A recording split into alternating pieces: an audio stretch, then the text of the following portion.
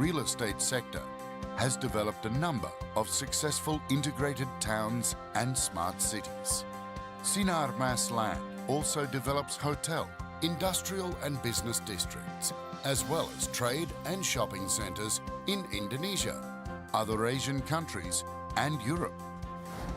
Fourth, financial services. Economic activities are part and parcel of our everyday lives.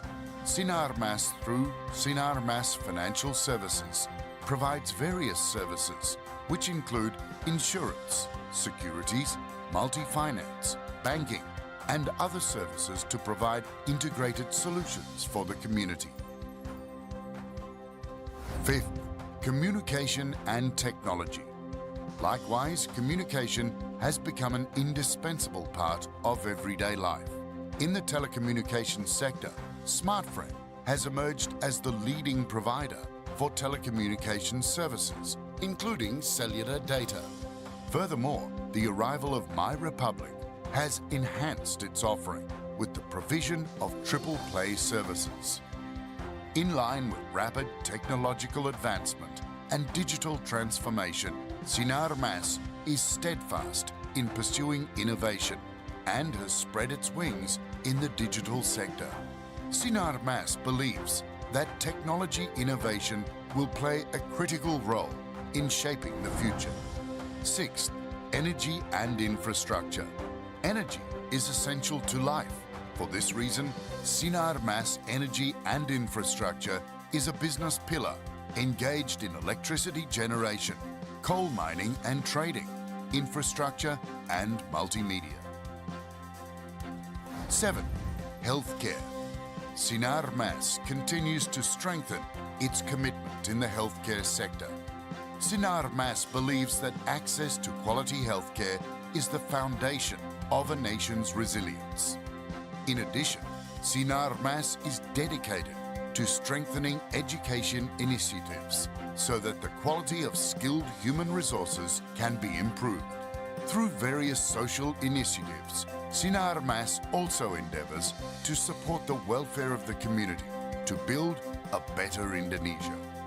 Every single one of Sinar Mas's business enterprises is established as an independent entity based on the same values and history, and as a brand, Sinar Mas is managed by the President Office, which bridges communication within the business pillars of Sinar Mas, as well as with external parties.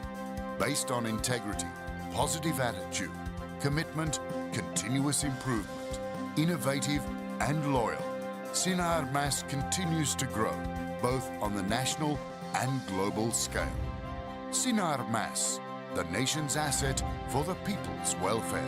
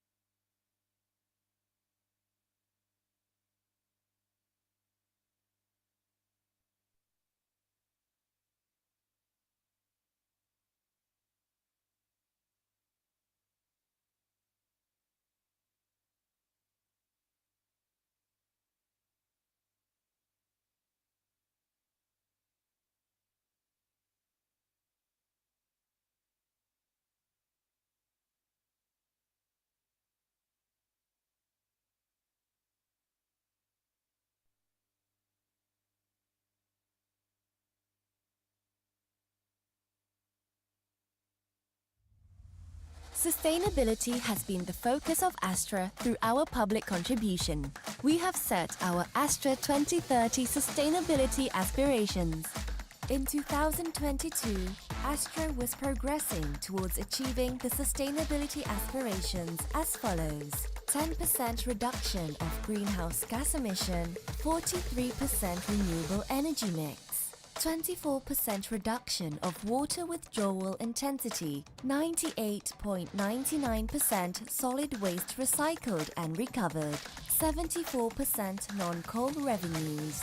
Launched DE&I for Leaders program, 71% reduction of lost time injury frequency rate. Launched Astra Women Support System, 2.12 million beneficiaries through community development programs.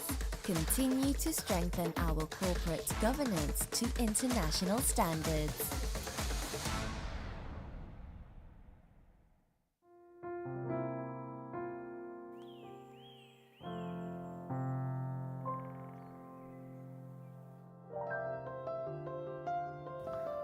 What a wonderful world. Itulah yang menjadi impian dan tujuan kita bersama. Di mana bumi yang kita tempati mengedepankan inklusivitas dan keberlanjutan. Indica Energy ingin mengambil peran mewujudkan hal tersebut sesuai dengan tujuan kami. Energizing Indonesia for a Sustainable Future. Dalam 5 dekade terakhir, Indica Energy mensinergikan sumber daya, jasa, dan infrastruktur energi menjadi rantai nilai yang lengkap.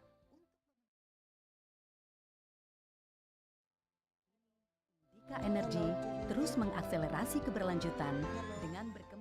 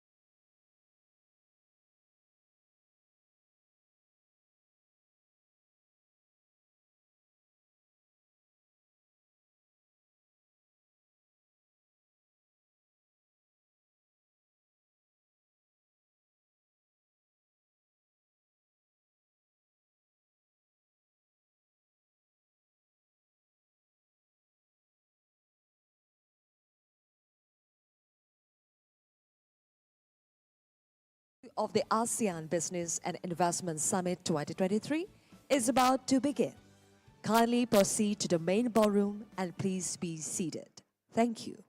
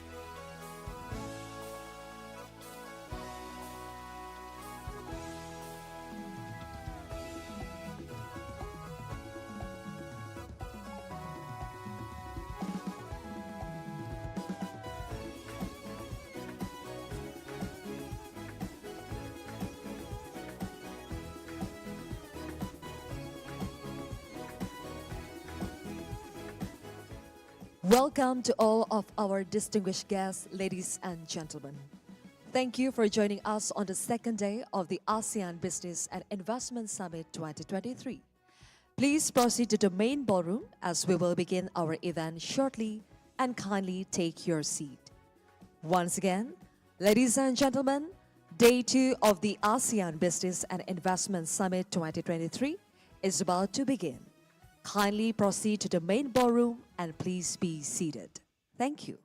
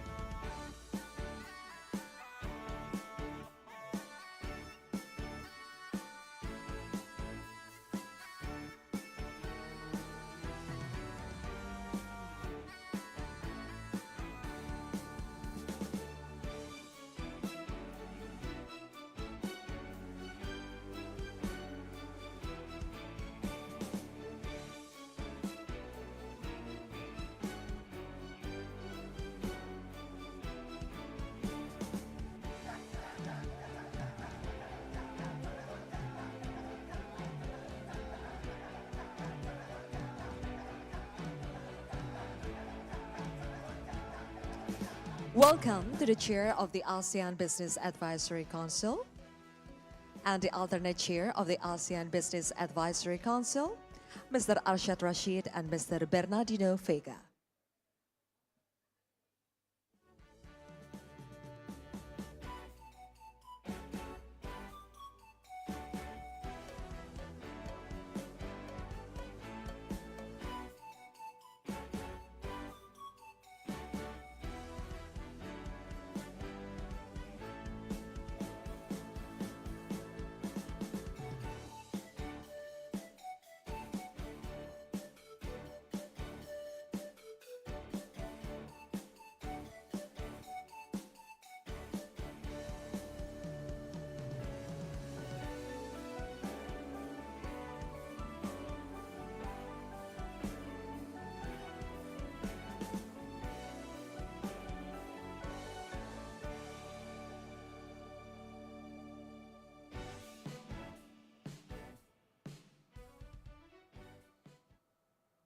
What was ASEAN like 10 years ago?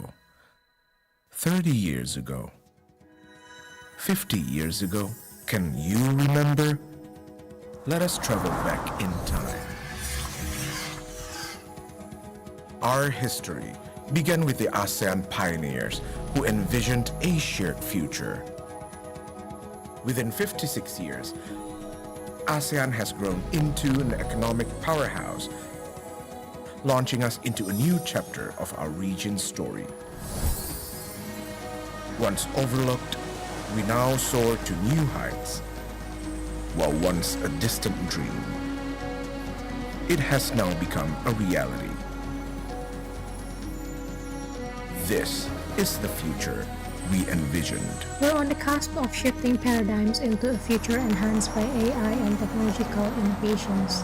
With the help of digital technology, our business have exceptional growth in sales and proactive risk management, most especially during the pandemic.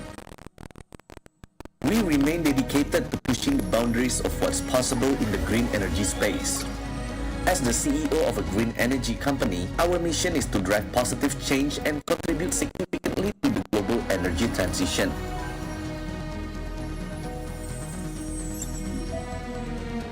As a scientist in One ASEAN Health Initiative, I'm proud of our collaborative efforts, advancing medical research, innovative clinical treatments, and improved healthcare access.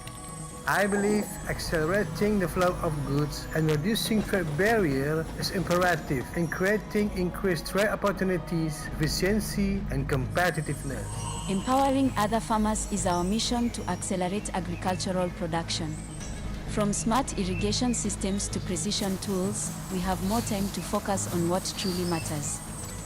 I cannot stress enough the significance of embracing a robust digital marketing strategy. By leveraging digital platforms, we have successfully expanded our global presence.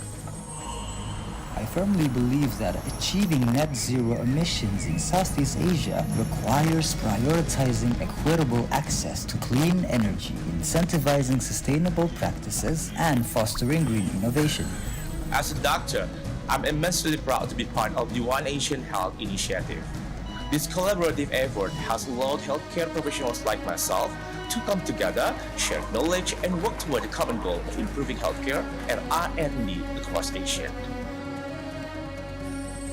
As a Vietnamese restaurant owner, I am committed to playing my part in strengthening food security and contributing to a sustainable ASEAN food system. By prioritizing locally sourced, nutritious ingredients in our dishes, we not only support the health of our customers but also promote regional agriculture and food production.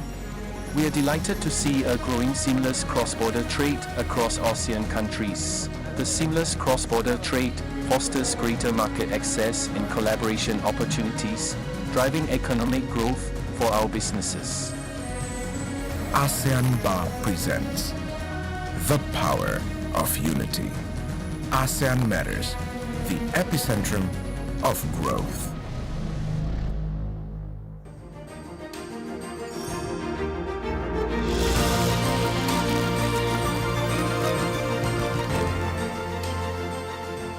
Assalamualaikum warahmatullahi wabarakatuh.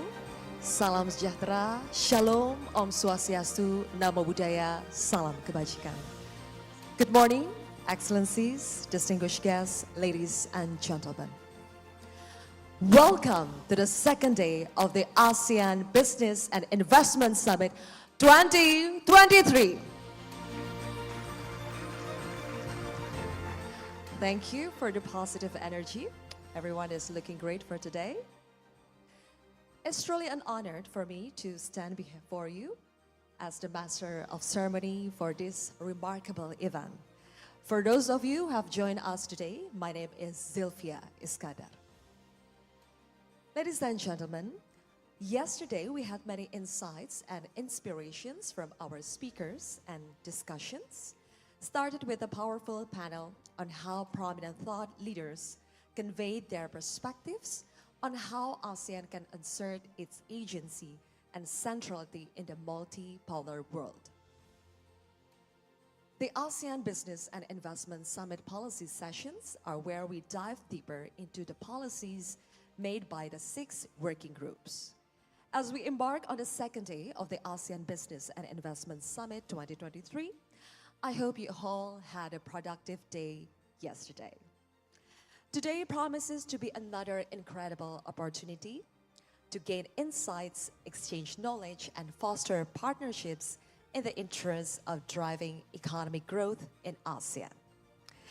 Once again, I extend my gratitude to each and every one of you for being an integral part of this event.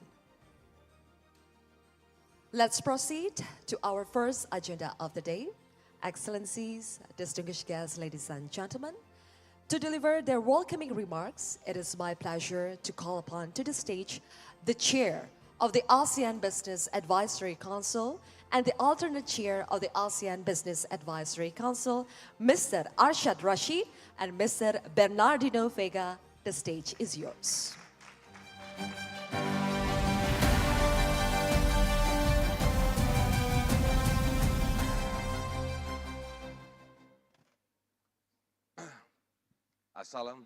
Assalamualaikum warahmatullahi wabarakatuh.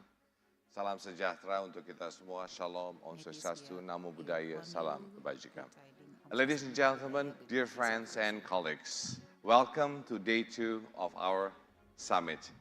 Together with our alternate chair, Pak Bernardino Vigo, wishing a great heartfelt good morning to all of you. If there's one thought I wish that to plant firmly in our minds today, after listening to the video played before us, is the power of teamwork. The ASEAN nations, with their rich histories, cultures, economies, and perspective, have always found strengths in unity. Yesterday, we also set a profound tone, Chair Arshad. We discussed urgent policy actions to boost economic integration in ASEAN. And our thematic coverage spanned from digital transformation to sustainable development, health resilience, and essentials of food security and trade and investment facilitation. The dialogue about ASEAN weight in the evolving global order was particularly enlightening, spotlighting our growth and its global impact. But as we know, ideas are the starting point. What matters most is turning these ideas into real, tangible actions that makes a difference. And that's our focus today. We're aiming to bridge our innovative strategies with government initiative. That's true, Chair. The private sector, they bring ideas, they bring agility and also dynamism. The public sector, they provide scale, infrastructure, and a regulatory framework. When both sides understand and support each other, the path to progress becomes quite clear. It's worth noting that our vision at ASEAN BAC has always been to ensure growth for every individuals, every community.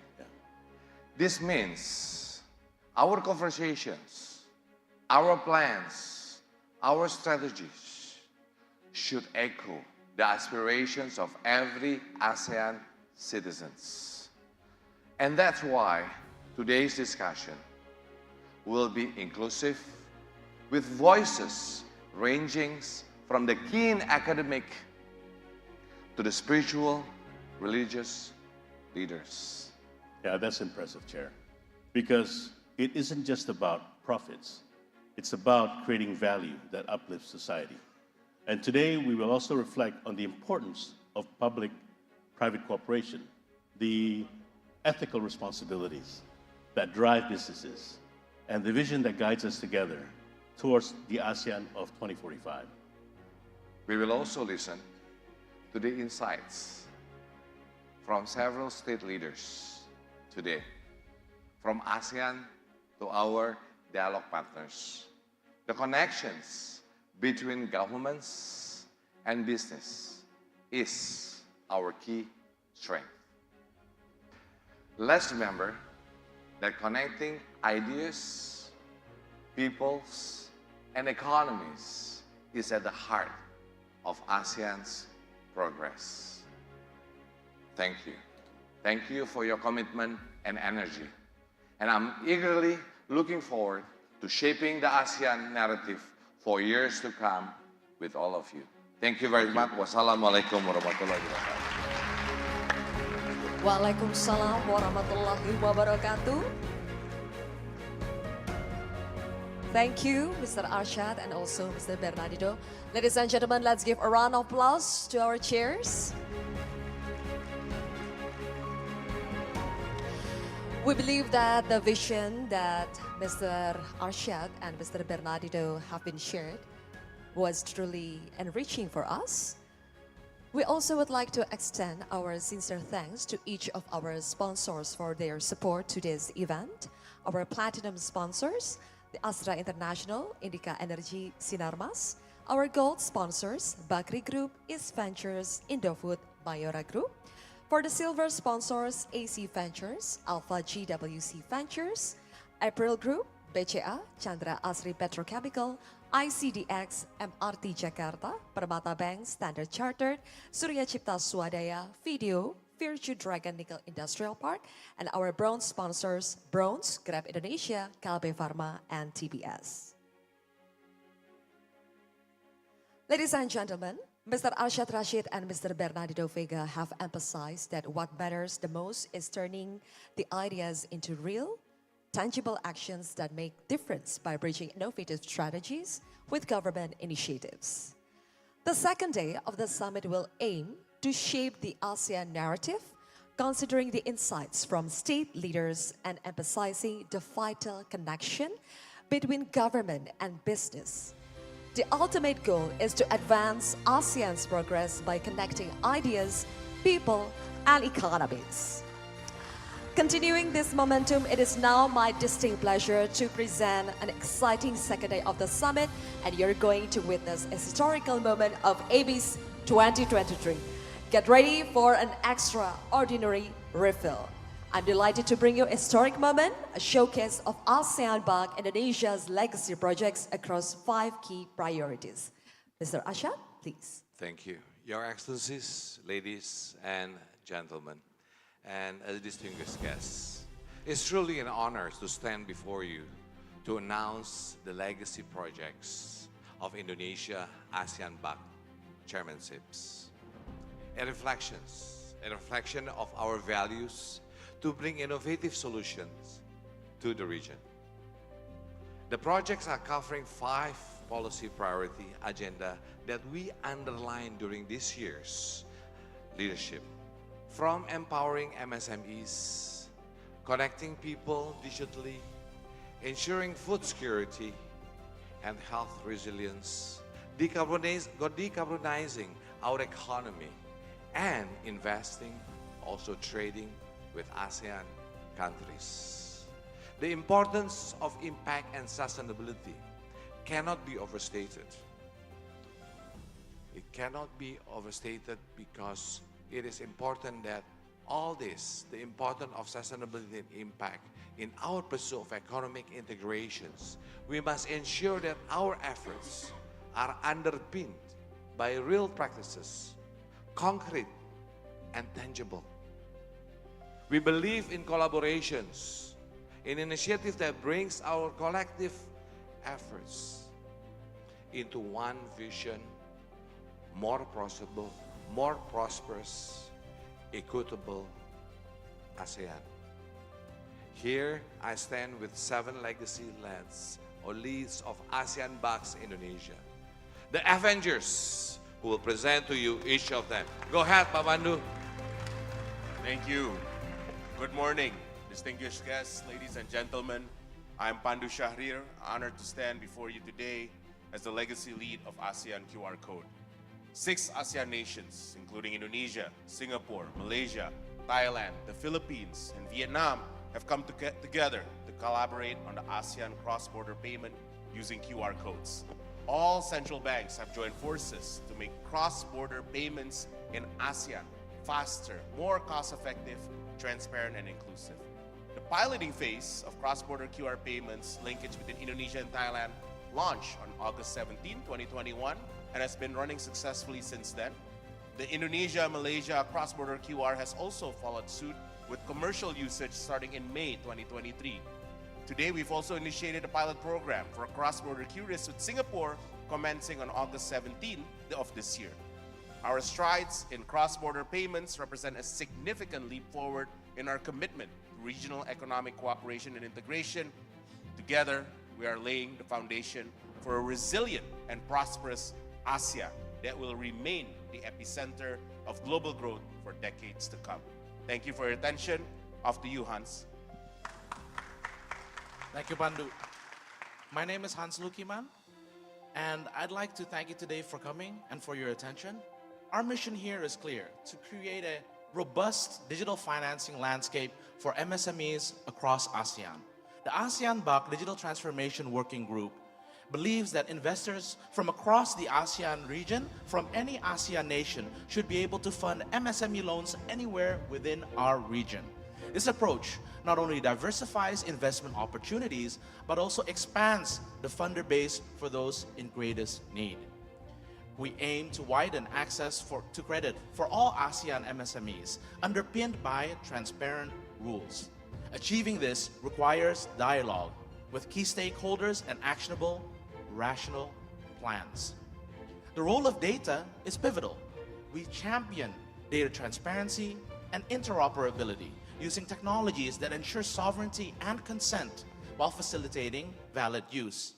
As we respect domestic data standards, we're also advocating for regulated cross-border data utilization. Our digital approach prioritizes the safety and interests of MSMEs, especially in data protection. As we embrace innovation, we're also mindful of risks, striving for a balance that benefits all. We are committed to ASEAN centrality, where digital transformation of financing knows no borders. Thank you. Over to you, Aldi. Good morning. My name is Aldi Haryapratomo, and we're building a Wikipedia-like database that will help ASEAN SMEs export, called the Wiki Entrepreneur. SMEs in ASEAN only account for 18% of exports. Most of them are not ready to meet an international buyer because they lack an understanding of certification, logistics, and competition. During our international roadshow, we met many organizations that have a program to help SMEs go abroad, but the information is scattered and in different languages. At the B20, Japan became our very first partner. For 1 year, we researched priority sectors, collected export programs, and trained Indonesian SMEs to meet Japanese buyers. This week, a cocoa producer received its first international order. We want to deploy this platform across ASEAN and are using GPT so that all of the information gathered can be accessed in Thai, Vietnamese, Tagalog, and other ASEAN languages. We look forward to working with your organizations so that other ASEAN SMEs can go global.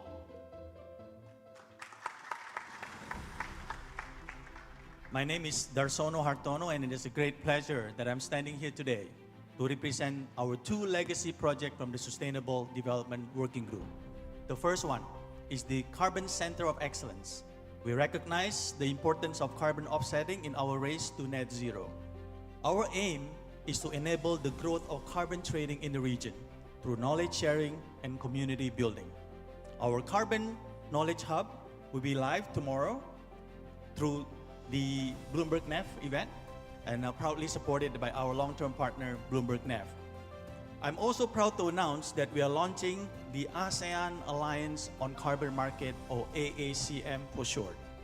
AACM is the first private sector-led body to advocate for cross-border efforts in the area of carbon market development. We are proud to be supported by the global organizations such as Bloomberg NEF, London Stock Exchange, ICVCM, AITA, WBCSD, and others. The second one, ASEAN Net Zero Hub, aimed to play a pivotal role in fostering collaboration and coordination among diverse stakeholders and in enabling the alignment of efforts and strategy towards the common goal of achieving net zero emission. This year, ASEAN Net Zero Hub, together with Systemic, have also kickstarted 20+ dialogue in identifying positive tipping points for low carbon solution in the region. These tipping points offer opportunity in high emitting sector, from electric vehicles to ship running on green hydrogen. We will launch the full report around COP28 in Dubai this year, and we hope this will galvanize public and private climate action across the ASEAN countries. And finally, I just want to reiterate our commitment as a region to achieving net zero in the most just and equitable manner. For that to happen, I think collaboration is key, and that is exactly what we're trying to promote here. Collaboration and cooperation. Thank you. Off to you, Michael. Ladies and gentlemen, esteemed guests of ASEAN BAC, I am Michael Rampangile, and I'm honored to unveil our remarkable projects from the Health Working Group. The ASEAN BAC Health Institute, the ASEAN One Shot Campaign, and the Zero Dengue Coalition. The ASEAN BAC Health Institute is our fortification of hope, dedicated to forging health equity, accessible care, and unwavering resilience across the ASEAN nations. It's where innovation thrives, intensifying research for vaccines, therapeutics, and diagnostics, while serving as the region's wellspring of knowledge and data hub. The ASEAN One Shot Campaign and Zero Dengue Coalition echoes our resounding call for vaccine equity and accessibility, uniting around critical VTD investments, healthcare supply harmonization, genomic partnerships, digital surveillance, and connectivity. Just yesterday, we sealed an historic pact with Moderna TX, harnessing the power of mRNA technology to combat tuberculosis, diabetes, influenza, and oncology diseases. These initiatives are collective stepping stones toward the ultimate goal, fortifying health resilience, equity, and accessibility across ASEAN. I extend heartfelt gratitude for your precious time. Join us on this captivating journey of progress and transformation. Off to you, Arif. Thank you, Michael. Good morning, ladies and gentlemen. My name is Arif Rahmat, and I'm grateful and proud to share with you two of our legacy projects from the Food Security Working Group, the Unified Narrative and the Inclusive Closed-Loop Model. Firstly, since achieving food security requires a holistic strategy that encompasses the entire value chain, we propose a four-step approach called the Unified Narrative, which is comprised of commodity profiling, commodity balance sheet, key success factors, and key policies. Secondly, the Inclusive Closed-Loop Model places smallholders at the center of a multi-stakeholder ecosystem that empowers them with access to finance, technology, know-how, and market. Through these two frameworks, we aim to ensure food security in our region and uplift the productivity and livelihoods of all stakeholders, especially those living in economically marginalized areas. Thank you. Over to you, Roderick. Thank you, Arif. Good morning, ladies and gentlemen. My name is Roderick Purwana. It is a great pleasure that I'm standing here today to introduce ASEAN BAC's newest legacy project, ASEAN Business Entity. Through ASEAN Business Entity, or ABE, ASEAN BAC will promote intra-ASEAN investment by offering advantages to ASEAN-originated businesses in operating in the region, such as simplified regulations and streamlined procedures. The first step is to identify and acknowledge such qualified ASEAN-originated business operations to be awarded status as ASEAN Business Entity, and then formulate policies to support and incentivize them to increase business participation in various ASEAN countries. This will increase intra-ASEAN investments and further enhance collaboration among ASEAN members, and thus creating a strong and resilient economic cooperation and integration to ensure ASEAN remain epicenter of global growth for decades ahead. Thank you.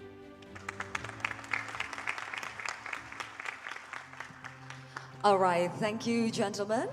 Now, we are going to have the launching soon. For the gentlemen, please get closer to the LEDQ as we are going to have the launch procession.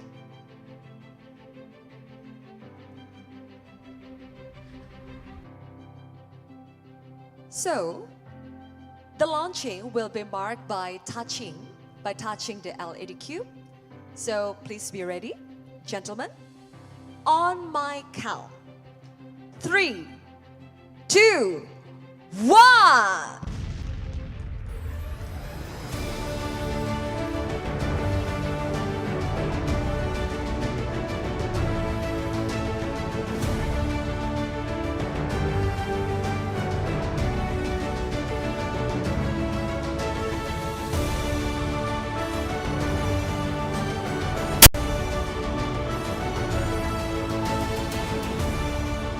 Ladies and gentlemen, please give a big round of applause for the 8 legacy projects of the ASEAN BAC Indonesia Chairmanship. Congratulations, gentlemen. Please take a photo together. We'll have a photo session. Yeah, near the LED cube. Okay. All right, we'll start with a formal pose.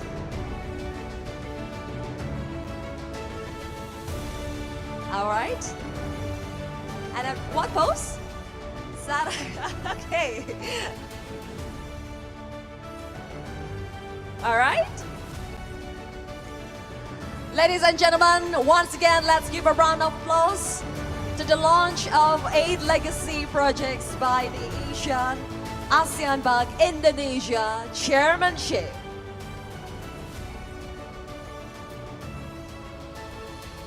Congratulations once again.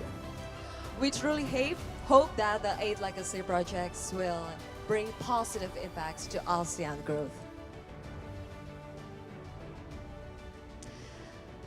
Ladies and gentlemen, the ASEAN Bank 2023 Chairmanship has made great strides in driving ongoing collaborative efforts to develop concrete and actionable legacy projects. Allow me to also extend an invitation to everyone in this room to continue together with us in transitioning from vision to action. Excellencies, distinguished guests, ladies and gentlemen, as we continue our exploration of the ASEAN Business and Investment Summit 2023, allow me to welcome to the stage the coordinating vice chairwoman of the Indonesian Chamber of Commerce, Kadin Indonesia, Mrs. Carmelita Hartarto, to introduce the next session.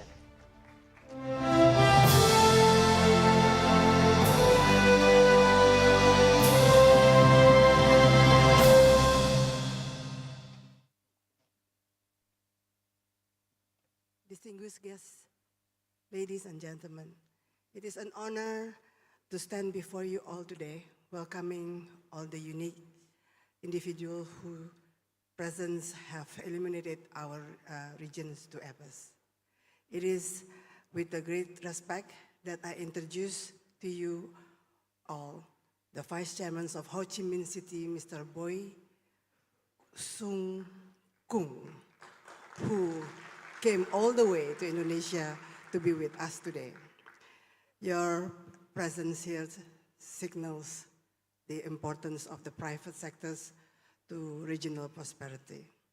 We will hear from the Vice Chairman on how ASEAN can support businesses and maintain its centrality in the region's architect through. It is deepening partnerships in this multipolar world. With that, allow me to hand the audience over to Vice Chairman Chong to welcome us with some words. Thank you.